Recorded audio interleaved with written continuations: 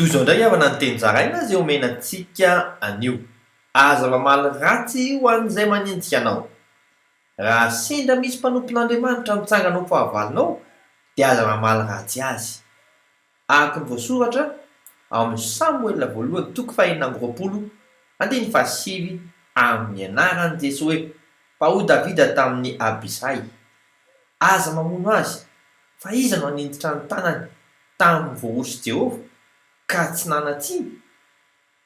Fa aleo ny tompo no hanao izany amin'ny fombany. Araka ny voasoratra amin'ny Samuela voalohany toko 4:10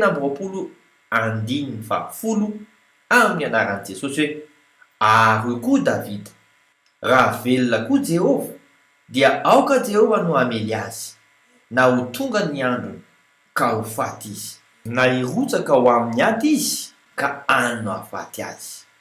Mitony vavaka isika.